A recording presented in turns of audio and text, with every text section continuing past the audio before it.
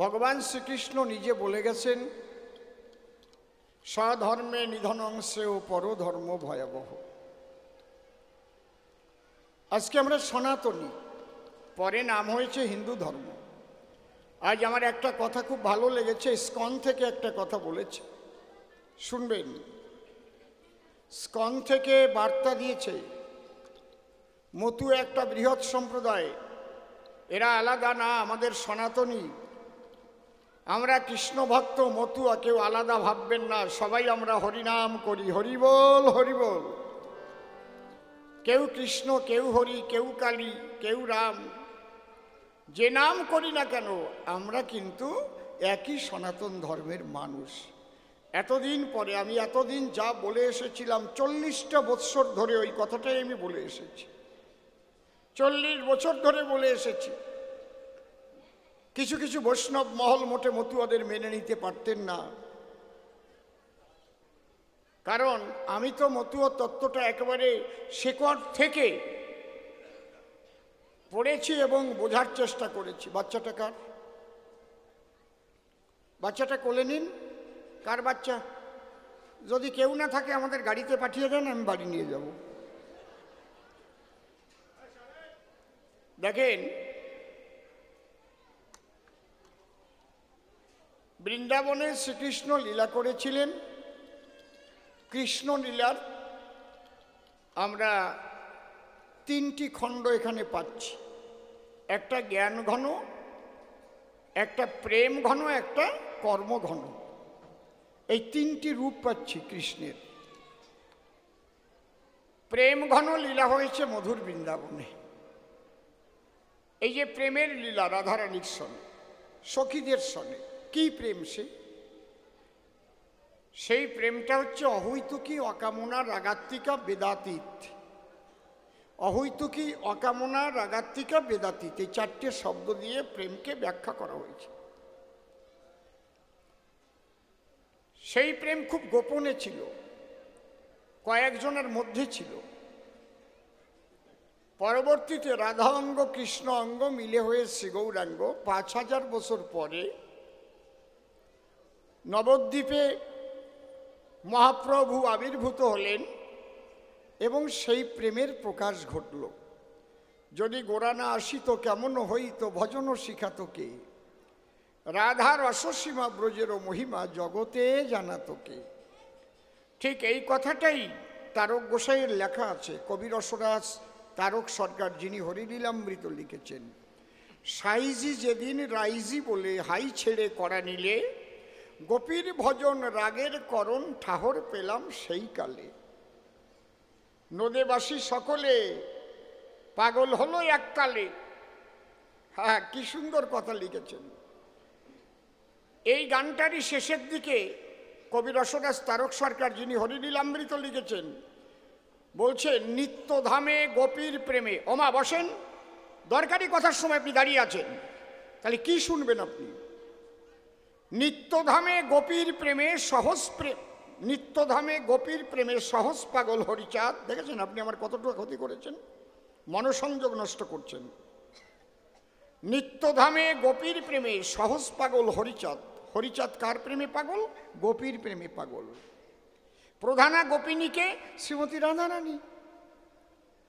তারক গোসাইয়ের গানে আছে, তারক কয় পাগল যারা, গোপী তারা, ধরগে তোরা সেই পাগলে। একটু গোপীর ভজন।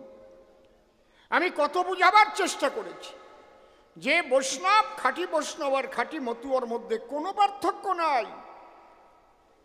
আপনারা বোঝার চেষ্টা করুন, ভাগাভাগি করবেন না। ও মতুয়া, ও বৈষ্ণব। আজকে ইসকন থেকে বলছে, কেন বলছে?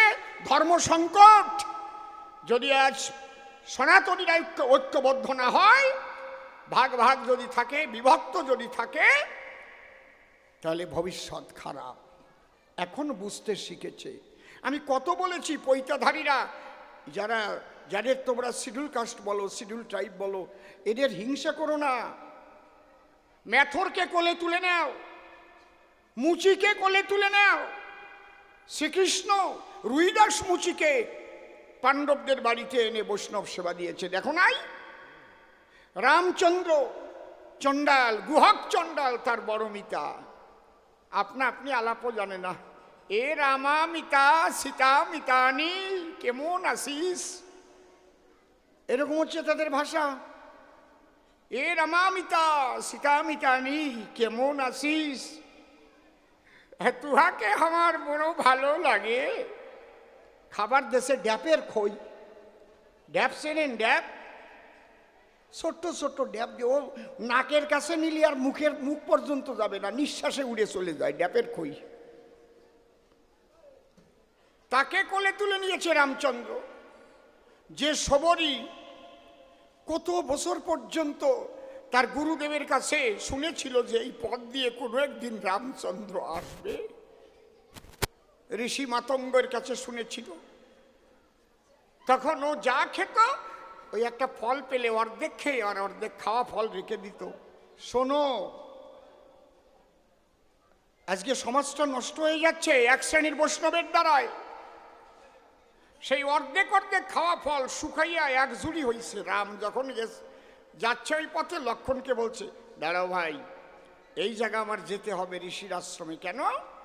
বহুদিন পর্যন্ত আমার অপেক্ষায় রয়েছে, তার নাম শবরী, সবচেয়ে নিচু জাতি, শবর জাতি, যারা মরা কুকুরের মাংস খেত। রাম সেখানে গিয়ে সেই শবরীর কোলে বসে সেই কতদিনের শুকনো এটো কুলগুলো তাই খেয়েছিল। আর তোমরা বলছো বৈষ্ণবরা কোনো সংসারী রান্না খাবো না আমরা। কিসের বৈষ্ণব তুমি? মানুষকে দূরে সরিয়ে দিচ্ছ, কোলে তুলে নাও, বাঁচবে না বলে দিলাম। এইগুলো এখনো বাদ দাও। আমি বলছিলাম যে বাড়িতে আমি আছি, ওনার মা এসছে, ওনার মাকে বললাম আপনাদের বাড়ি ছিল কোথায়, বলছে। তারপরে বলছে পূর্বাশ্রমে আমরা এই ছিলাম। আমি বললাম পূর্বাশ্রম মানে কি আশ্রম পাল্টাই ফেলিছেন নাকি? বলে গোত্র তো গুরুদেব পাল্টাই দিয়েছে। আমি বললাম কোন গুরুদেব আছে যে গোত্র পাল্টাই দেয়? গোত্র হচ্ছে আমার একেবারে আদি পুরুষ থেকে আমরা যেটা এসছি, যে ঋষির থেকে আমার পূর্বপুরুষ এসছে সেই ঋষির গোত্র আমার কাশ্যপ গোত্র। কেন? আমি কশ্যপ মুনির বংশধর। বলছে আমরাও তো কাশ্যপ গোত্র। গুরুদেব কইছে ওইটা কবা না, এখন অচ্যুতানন্দ গোত্র কবা। মা এ কি রে বাবা, একদম না। এরপর আমি ধরবো, ভালো করে ধরবো, নবদ্বীপ গিয়ে ধরবো। এমন কষা কষবো না, কাঁসা খুলে দৌড়বে। আর ওকে তো কাঁসা নাই। বুঝতে পারছেন ব্যাপারটা কি? এখনো আপনারা সমস্ত বিভেদ ভুলে যান। সমস্ত বিভেদ ভুলে সবাই বলতে শিখুন, আমরা সবাই সনাতনী। জোরে বলো, আমরা সবাই সনাতনী। রাম ভক্ত, কালী ভক্ত, কৃষ্ণ ভক্ত, হরিচন্দ্রের ভক্ত। আমরা ভারত সেবাশ্রম, বেলুর মঠ, তারপরে অনুকূল ঠাকুরের শিষ্য, সৎসঙ্গ, শ্রীগুরু সঙ্গ, যাই হই না কেন, আমরা সবাই সনাতনী। আমরা সবাই সনাতনী। আমরা সবাই সনাতনী। মনে থাকবে, নিজের ধর্মকে রক্ষা করার জন্য নিজেরা ঐক্যবদ্ধ হও। রাজনীতির জায়গা রাজনীতি থাকবে, আমার ধর্ম রক্ষা করার জায়গা সেই জায়গা আলাদা থাকবে। কে কারে ভোট দেবে, কি করে বেড়াবে, করে বেড়ে গিয়ে, ও আমার দেখার বেশ বিষয়ও না, বলার বিষয়ও না। কিন্তু আমি হরিনাম করব, আমি দুর্গা পূজা করব, আমি কালী পূজা করব, আমি কীর্তন গান দেব, আমার ঢাক বাজবে, তাতে যেন কেউ বাধা দিতে না আসে। হরিবল হরিবল। আমরা কারো ধর্মকে বাধা দেই না, দেব না। ভারতবর্ষ এমন একটা দেশ, যার যার ধর্ম সে পালন করবে, তাতে কোনো বাধা নাই, সংবিধানে বলেছে তাই। হরিবল। যাক, এবার আমি একটা ধ্বনি দেই, তারপরে আমার যে বিপক্ষ কবি, নাম হচ্ছে নির্মল সরকার, আজকে নাম ধরেছে রানা কুম্ভ। রানা কুম্ভ না রাঙা কুমড়ো কে জানে ভগবান। প্রশ্ন করেছে ভালো ভালো। গড়ে কালী আর কৃষ্ণের আলোচনা। কালী বড় না কৃষ্ণ বড়? মা কালীকে প্রণাম দিলে না কেন? শুধু বৃন্দাবনে গেলেই কি ভজন সাধন হয়? স্বামী নিয়ে থাকলে কি ভজন হয় না? ভালো ভালো প্রশ্ন করেছে। কায়দা আছে, রস পায় কত। তারপরে গোসাইয়ের গল্প দেশে বল্লায় কামড় খাইছে নাকি? খাবে না, খাবে না। দেহের মধ্যে বল্লার বাসা আর বস্ত্র হরণ করার আশা। কোন বল্লা?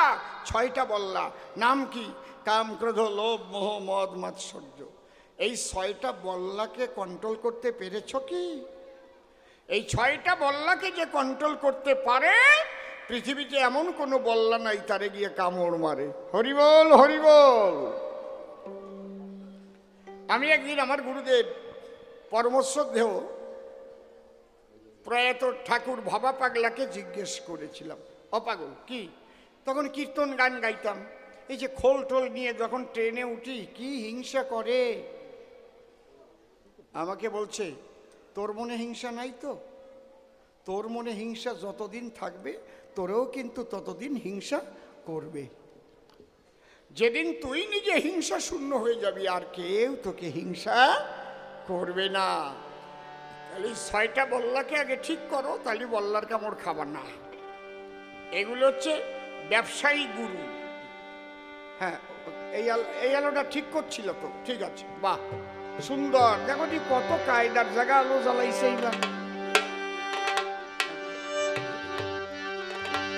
জয় জয় রাধা কৃষ্ণ নিতাই গৌরাম সীতা মাতা পিতা হরিচাঁদ গুরুচাঁদ প্রেমানন্দে হরি হরি।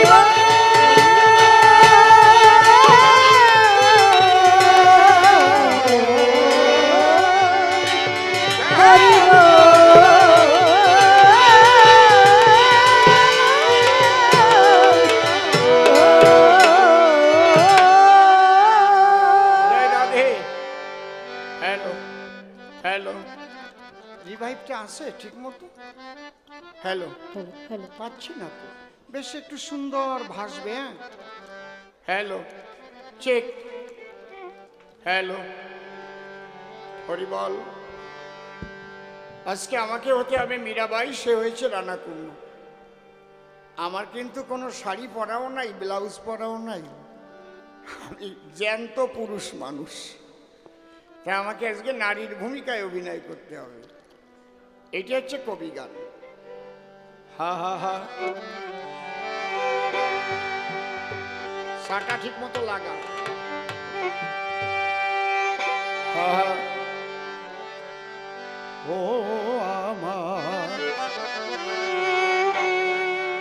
আমার কৃষ্ণ কানাইয়া, আমি সকলই ভুলেছি তোরে পাইয়া। থেকে যাই না সকলই ভুলেছি তোরে পাইয়া। ওই আমি সকলই ভুলেছি তোরে পাইয়া কানাইয়া, সকলই ভুলেছি তোরে পাইয়া কৃষ্ণ কানাইয়া, সকলে ভুলেছি তোরে পাইয়া।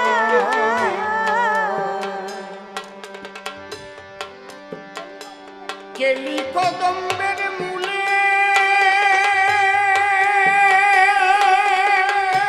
তোরে দেখলাম যেদিন পরাণ খুলে রে। কেলি কদম্বের দেখলাম তোরে পরাণ খুলবে,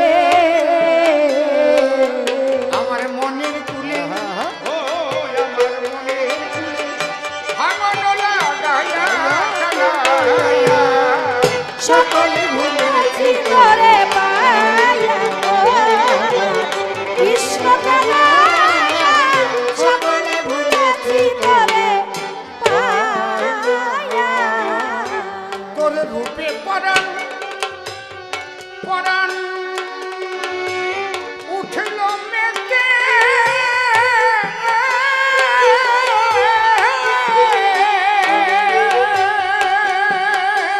আমি পদ ভুলে যাই বাড়ি যেতে রে। রূপে পরাণ উঠিল মেতে রে, আমি পদ ভুলে যাই বাড়ি যেতে রে।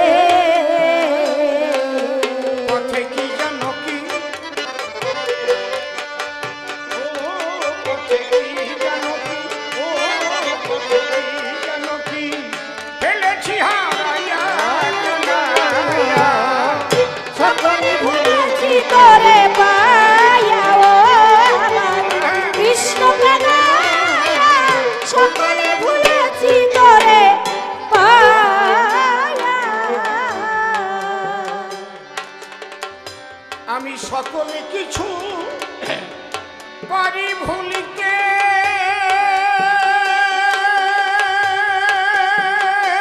কেমন পারি না তোর বাঁধন খুলতে। আমি সকল কিছু পারি ভুলতে রে, কেবল পারি না তোর বাঁধন খুলতে রে। সকল কিছু পারি ভুলতে, কেবল পারি না তোর বাঁধন খুলতে রে। রাখলি কেমনে, কেমনে এমন জলে জড়াইয়া, সকল ভুলেছি তোরে পায়া গো কৃষ্ণ কানাইয়া, সকলে ভুলেছি তোরে পায়া। ওরে কবে এসে আমার এই ভাঙা কুড়ে,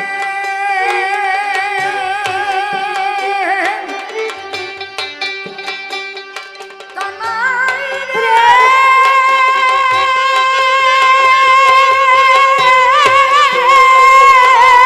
হরি হরি না।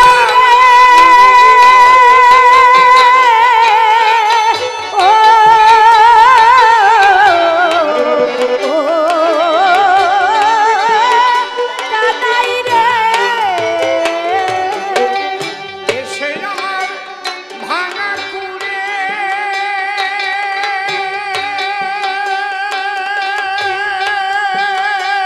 কানাই বসবে মাটির আসন জুড়ে।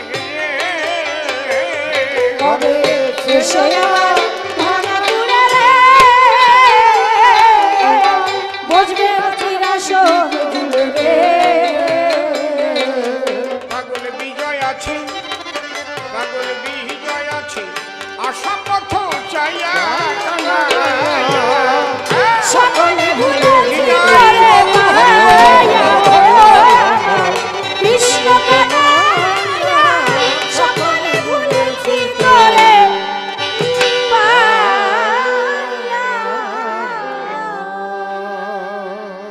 রাধা কৃষ্ণের যুগল পদ্ম হৃৎপদ্মে করে আরাধ্য শুদ্ধ চিত্তে প্রণতি জানাই। সাধু গুরু বৈষ্ণব হেরি আর যত পুরুষ নারী আমার ভক্তিপূর্ণ প্রণাম গ্রহণ করিবেন সবাই। এইবার রিভাইভটা একটু কমিয়ে দেন। মনরে একবার হরি বল, এ নাম দুর্বলের বল, নাম বিনে কি আছে বল এ ভব সংসারে। যে জন করে হরি চিনতে, হরি করে তার চিনতে, অন্তে জীবকে নিয়ে যায় সে ভব সিন্ধু পারে। তাই বলি মন রসনা তেজে বিষয় বাসনা, কেলে সোনার উপাসনা করো সার। ওই যে হরি দীনবন্ধু পাইলে তার কৃপা বিন্দু, ভব সিন্ধু সেদিন হবি পার। মনশিক্ষা করে শেষ বক্তব্য করিব পেশ, সবিশেষ সবার মধ্যে জানাই নিবেদন। সুন্দর হয়েছে সবার সভাখানা মনোলোভা, বসেছেন যেন দেবী দেবা, করি সবার চরণ বন্দন। দেশ বিদেশে গান গাইলাম, এই আসরে নূতন এলাম।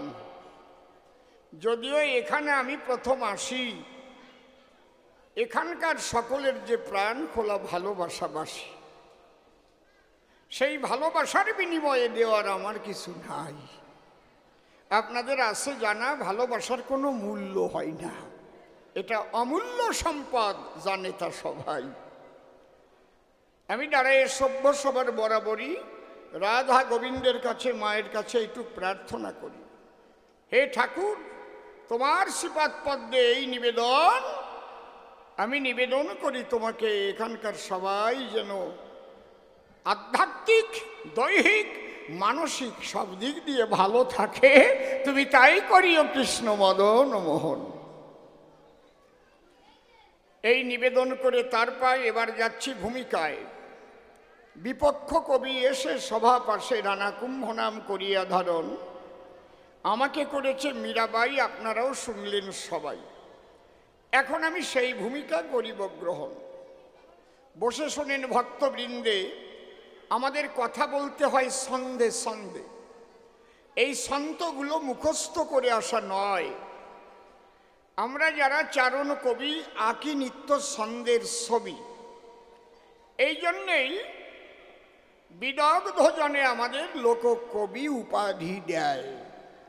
যারা সবসময় কাব্যে বিচরণ করে চারণ কবি বলে তারে। মা সরস্বতীর কৃপা না হলে পরে অনর্গল ছন্দ বলা যায় না কখন। সেই মায়ের কৃপা বলে আমরা বাংলার কয়েকটা ছেলে বর্তমানে এই কবিগান করে থাকি, কীর্তন।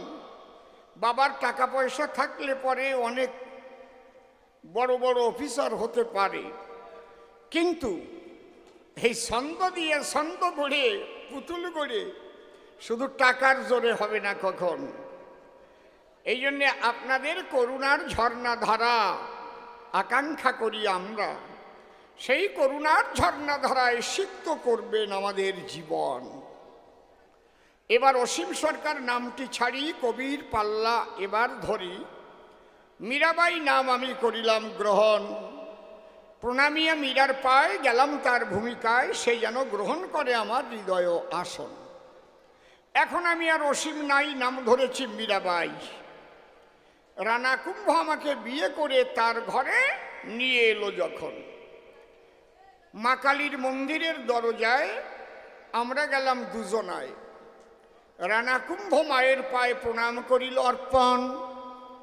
রানা কুম্ভ ডেকে বলে, আমার ঘরে যেতে হলে তুমিও মায়ের চরণতলে প্রণাম দাও এখন।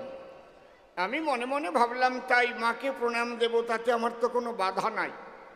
কারণ আমি জানি বৃন্দাবনের বিনোদিনী রায় তিনিও সখীদের নিয়ে কাত্যায়নী ব্রত করেছেন সম্পাদন। কাত্যায়নী মহামায়া মহাযোগী নধীশ্বরী নন্দ গোপসুতং দেবী পতিং মে কুরুতে নম। আমি চিন্তা করি মনে মনে প্রণাম দেব মায়ের চরণে, কিন্তু ওখানে একজন পুরোহিত ব্রাহ্মণ বসা রয়। ডাক দিয়ে বলে, আমার ঠাই নববধূ মীরাবাই, খালি হাতে প্রণাম দেওয়া মোটেই উচিত নয়। হাতে নিয়ে জবা ফুল বঞ্চিত করে আকুল একটা রাঙা জবা দেও মায়ের রাঙা পায়। আমি বললাম, তার ঠাই ঠাকুর মশাই, আমি তো জবা ফুল নিয়ে এবারই আসি নাই। আমি একজন নূতন বধূ দিয়েছি দর্শন, আমার কাছে বলুন তাই জবা ফুল আমি কোথায় পাই? ডাক দিয়ে বলে তখন ওই পুরোহিত ব্রাহ্মণ, কি বলবো, তোমার কাছে মন্দিরে অনেক জবা পড়ে আছে, তার একটা জবা তোমার করে করতেছি অর্পণ। হাতে একটা দিল জবা, জবাটা ছিল মনোলোভা। কিন্তু আমি মনে মনে হলাম বিরক্ত। জবা ফুল লাল থাকে জানে তা বিশ্বের লোকে, কিন্তু যে জবাটা দিয়েছে আমাকে, ওই জবার গায়ে মাখানো তাজা রক্ত। হ্যালো হ্যালো, আর একটু একটু বেশি কমে গেছে ভলিউমটা, কষ্ট হচ্ছে। হ্যালো, হ্যাঁ রিভাইভ না, এমনি ভলিউমটা। হ্যালো হ্যালো, মাইক টেস্টিং, মনিটরটাও লাগবে। হ্যালো,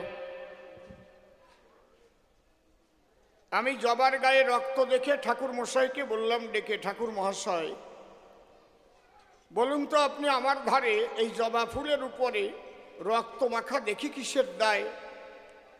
ঠাকুর মশাই ডেকে বলে, তুমি তো এই বাড়ি তো নূতন এলে, আমাদের পূজার পদ্ধতি তোমার জানা সম্ভব নয়। বুঝতে পারছেন? উনি বলছেন, আমরা হলাম কালী। এত একসাথে বাড়াইয়েন না, আমরা হলাম কালী ভক্ত। তোমার কাছে খুলে বলি, একটু আগে দিয়েছি আমরা পাঠা বলি, আর জবার গায়ে মাখানো আছে সেই তাজা পাঠার রক্ত। যেই বলে পাঠার রক্ত, আমি হলাম বিরক্ত, এরা আবার কেমন ভক্ত? হ্যাঁ, পশু বলি দিয়ে মায়ের পূজা হয়?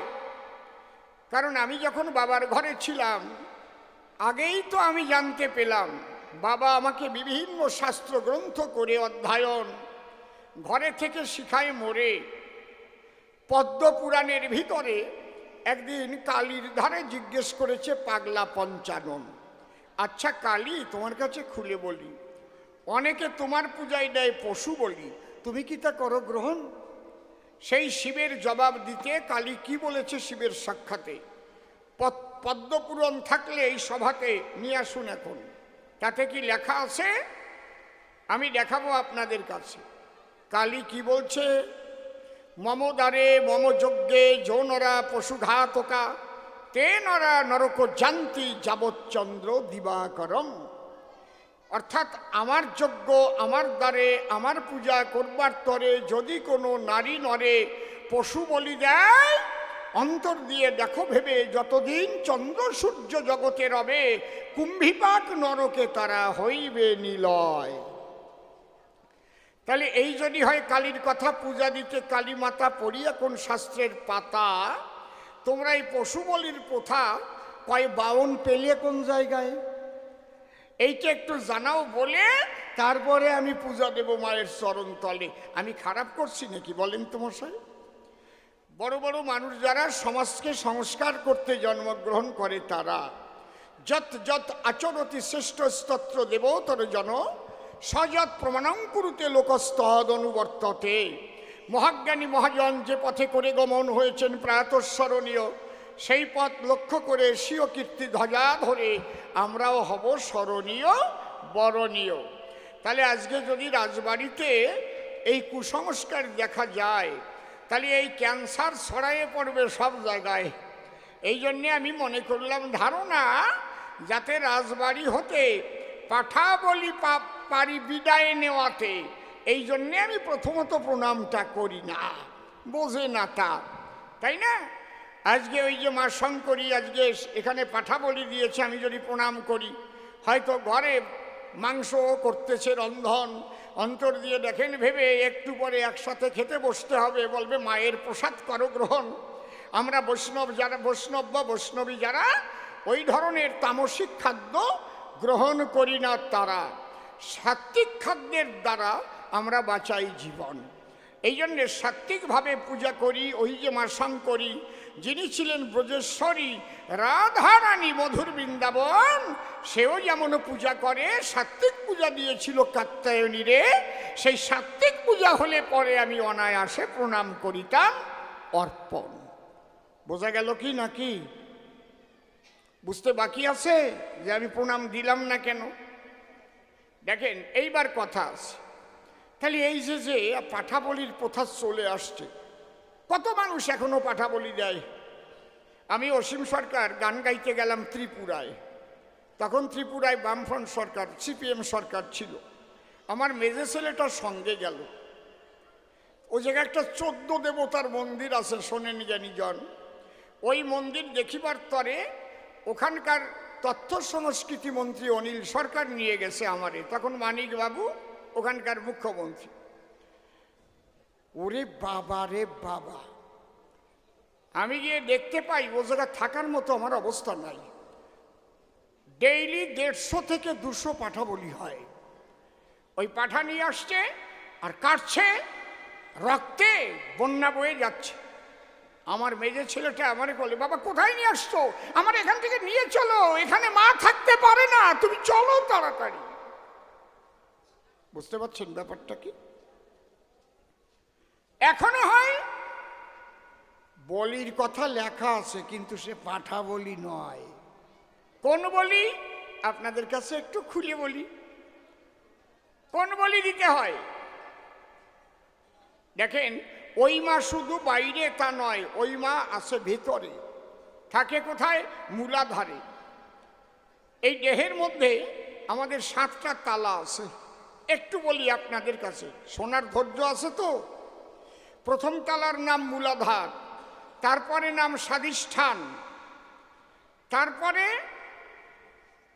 মণিপুর, অনাহত, বিশুদ্ধা, দ্বিদল, সহস্রার। এই যে মূলাধারে কুলকুণ্ডলিনী শক্তি বিরাজ করে। রাধারানী কি শিক্ষা দেবার তরে কাত্যায়নী ব্রত করেছিল মধুর ব্রজের গায়ে। এই জন্যে সদ্গুরু না ধরিলে এই তত্ত্ব পাওয়া যায় না কোনো কালে। বুঝতে পারছেন কি বলছি?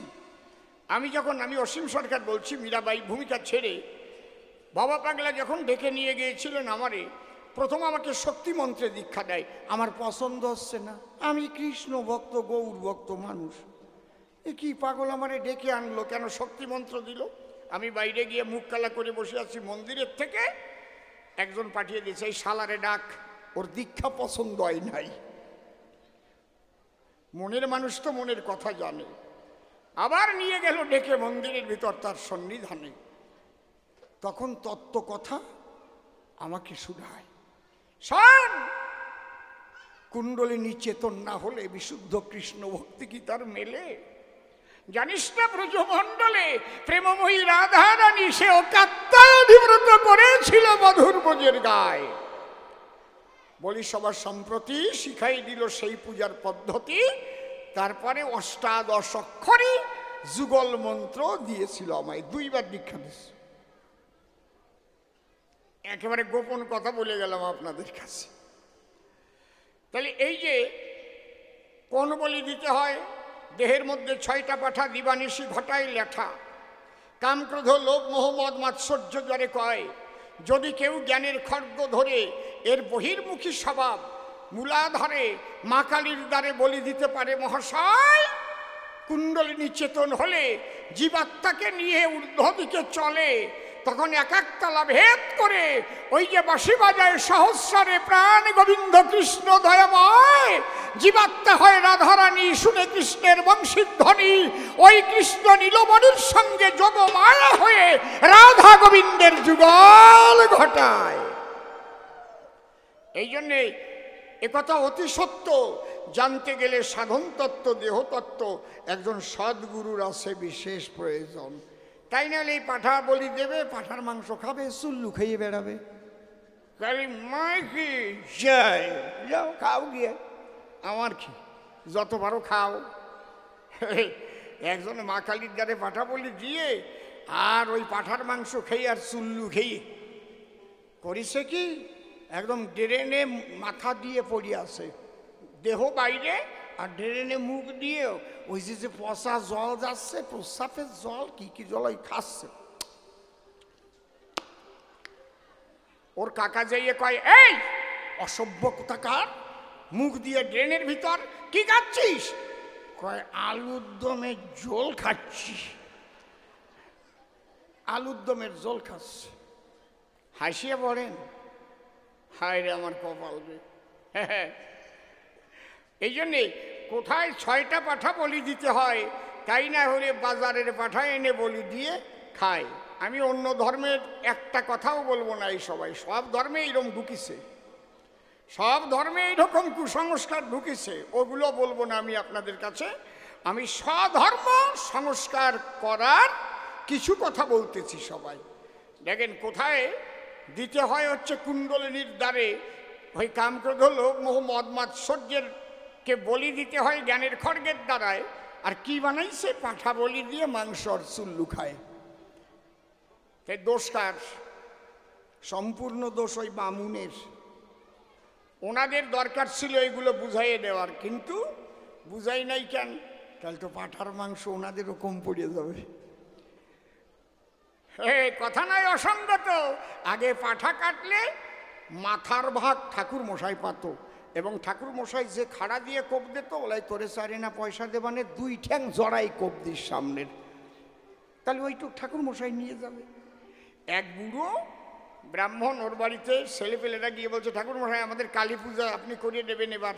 কয় আমি আর এখন কালী পূজা করি না, আমার দাঁত নাই বুড়ে বাবা, সব দাঁত পড়িয়ে গেছে। দাঁতে কি অসুবিধা হচ্ছে? কয় পাঠার মাংস এখন আর খাতে পারবি না, কালী পূজায় যাই না। বুঝতে পেরেছেন ব্যাপারটা? এই যে ভুল ব্যাখ্যা করে সমাজের মধ্যে যে কুসংস্কার আসতে প্রবেশ করায় কিছু নারী নরে, যার জন্য মূল তত্ত্ব ফেলে মানুষ ভুল তত্ত্বের পিছনে ধায়। ছোট্ট একটা গল্প মনে পড়ছে, বলবো কি এই জায়গায়? না, বলবো না, বলবো না। ও গল্পটা একটু অসুবিধা আছে, ওটা বলবো না। কি কে রে আপনি কোশ্চেন কইয়ে দেন?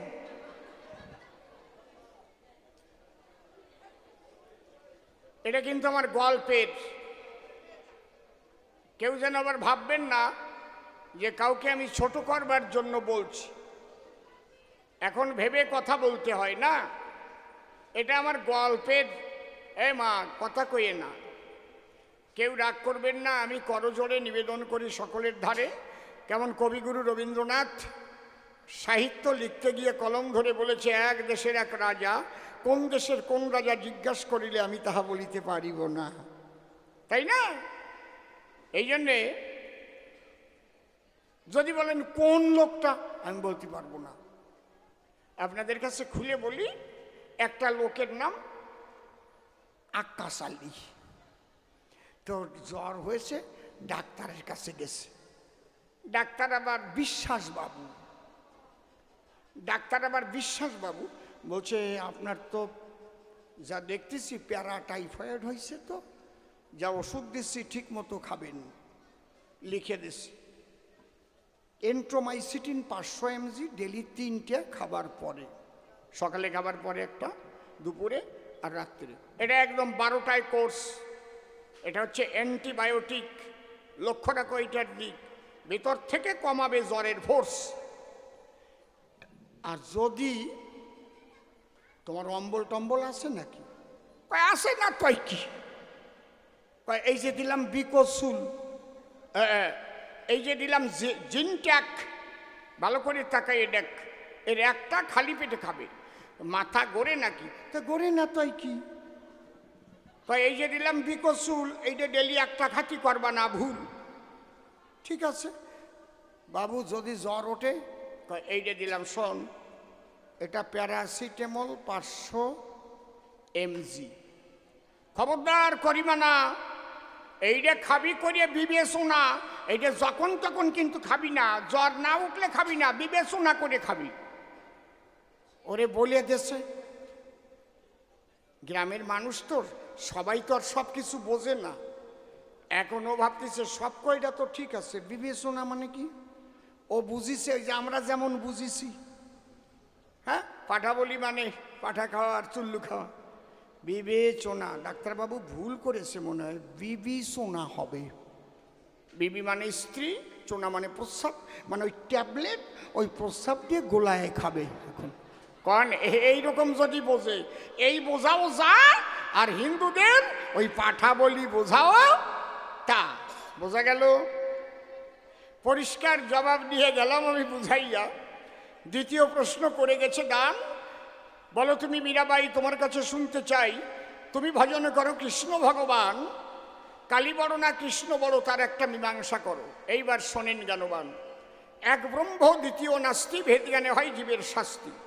যদি ব্রহ্মের জগতে আমরা যাই, সেখানে কালী কৃষ্ণ রাম হরি কোনো পার্থক্য নাই। কিন্তু যখন লীলার দেশে সেই ব্রহ্ম সগুণে আসে, লীলা রসে হয় মুহ্যমান, দাঁড়িয়ে বলি তোমার কাছে, তখন কিন্তু তার তম আছে। যার যার ভাব তার কাছে উত্তম, তটস্থ হইয়া বিচারিলে আসে তারতম। যে যাকে ভক্তি করে সে তার ঈশ্বর, ভক্তি যোগে সে তার স্বয়ং অবতার। তুমি যার ভজন করবে সেখানেই তুমি মরে থাকবে, কিন্তু আর একজনকে কখনো হিংসা নিন্দা করবে না। ভাবিও একজন, রাখিও সবার মন, ভাবিও একজন, রাখিও সবার মন। এইবার সঠিকভাবে যদি আমি করি আলাপন, তাহলে ভাগবত যদি আমরা দেখতে যাই, সেখানে আমরা কি পাই? কি লিখেছে ব্যাসগোসাই? ঈশ্বর পরম কৃষ্ণ সচ্চিদানন্দ বিগ্রহ, অনাদিরাদি গোবিন্দ সর্বকারণে কারণম, এতে চাংস কলাপুংস কৃষ্ণস্তু ভগবান স্বয়ময়ম, ইন্দ্রারি বেকুলং লোকং মৃন্তি যুগে যুগে। বলি তোমার পুরোভাগে কৃষ্ণের উপরে আর কেউ নাই, নাই, নাই। এই যে কালী মহামায়া, মায়া মহামায়া আর যোগ মায়া, তিনটে আমরা স্তর পাই। বলি আমি তোমার ধরে কৃষ্ণ যখন লীলা করে, যোগ মায়ার প্রভাব না হলে কৃষ্ণ লীলা হয় না কদাচন। এই জন্যে তোমার কাছে খুলে বলি, আমরা যাকে কৃষ্ণ বলি কিংবা আমরা কালী বলি, যেমন ধরুন আমি একদম বুঝিয়ে দিচ্ছি, যদি প্রধানমন্ত্রী হতে হয় তাহলে তার কি হতে হয়? আগে কি হতে হয় বলেন? এমএলএ হয়ে হওয়া যায়? কি হতে হয়? হ্যাঁ, তে কবেন না, যদি মুখ্যমন্ত্রী হতে হয় তাহলে কি হতে হয়? এমএলএ কায়দা আছে। ওই জায়গায় কিন্তু সবাই সমান এমএলএ, ওই জায়গায় কিন্তু সবাই সমান এমপি। ওর মধ্যে থেকে একজন প্রধানমন্ত্রী হয়, একজন স্বরাষ্ট্রমন্ত্রী হয়, একজন অর্থমন্ত্রী হয়, একজন পরিবহন মন্ত্রী হয়, হয়তো নাকি? এইটা বুঝবার বিষয়। তাহলে একটা জায়গা গিয়ে ব্রহ্ম, সবই ব্রহ্মময়। এ কথা লাগে বলা। সোনা একটা বলের মতো এক দলা। ওই সোনা যদি কেউ পথ দিয়ে হেঁটে নিয়ে যায়, কেউ যদি জিজ্ঞেস করে ভাই কি আছে তোমার হাতের ভিতরে, সে বলবে এটা সোনার বল। ওই সোনা যখন শেকড়ার কাছে গেল, শেকড়া যখন বিভিন্ন অলংকার তৈরি করে দিল, দেখেন কেমন কল।